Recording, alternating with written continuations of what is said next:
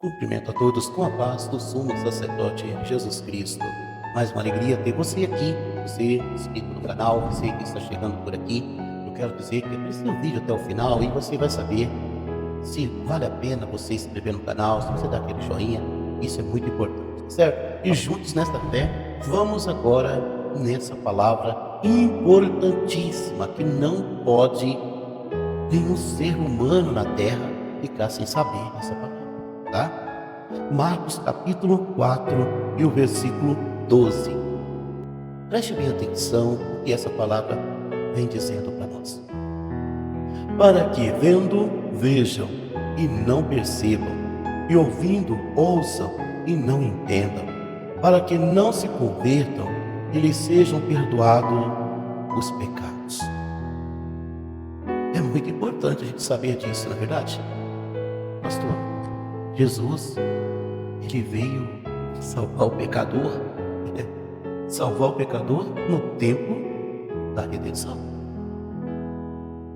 Não tem ninguém que possa dizer que foi perdoado por Jesus quando ainda ele era Jesus Cristo, e sim depois que ele se tornou o sumo sacerdote eterno, com a consolação do Espírito Santo, com o Espírito Santo convencendo do pecado. Aí você, eu aprendi que Jesus Cristo, ele perdoa. E então, ele perdoa o que ele disse aqui. Então nós temos que ter noção, nós temos que ir até o Senhor. O pecado, ele é pecado, enquanto nós não reconhecemos que o pecado é pecado. E quem faz nós reconhecermos que somos pecadores? O Espírito Santo. E naquela época, o Espírito Santo ainda não era dado ao ser humano. Ele era apenas Jesus Cristo. E quando ele morre na cruz, ele recebe o sacerdócio eterno. Ele deixa de ser apenas Jesus Cristo e passa a ser Jesus Cristo, o sumo sacerdote eterno. E nós chamamos esse tempo também o tempo da redenção, porque antes era o tempo da proclamação. Ele estava apenas proclamando o evangelho do reino, e agora está colhendo aqueles que buscam a sua presença através do Espírito Santo, e tudo isso acontece.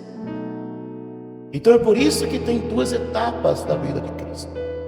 As mais principais, porque temos muitas etapas da vida de Cristo. As principais que nós sempre mencionamos é a etapa da proclamação e a etapa da redenção, antes da sua morte e depois da sua morte. O Espírito Santo convence do pecado, então nós pedimos ao Senhor que nos perdoe e Ele nos perdoa. Pastor, mas eu vi num trecho bíblico que Jesus disse: vai, os teus pecados que são perdoados. O que o Senhor disse? Aquela pessoa que recebeu esse tipo de palavra, o pecado que ele cometeu contra Cristo, falando de Cristo, levantando contra Cristo em alguma situação, ele estava por Cristo sendo perdoado, para então ser curado.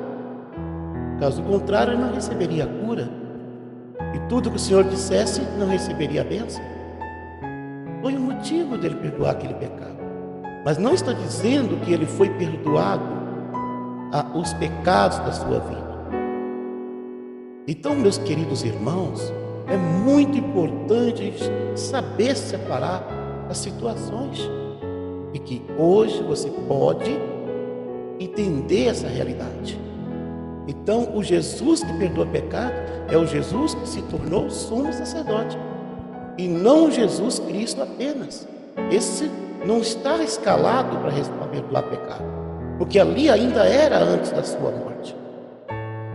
Isto é, eu professar Ele em espírito e não professar Ele em carne, porque a sua carne foi consumada na cruz. Quando Ele recebe o sumo sacerdócio, então a sua carne na terra, a sua obra na terra, o seu trabalho na terra, tudo foi consumado na cruz. Então eu valorizo a sua vida em carne quando eu me declaro Jesus Cristo é o meu sumo sacerdote.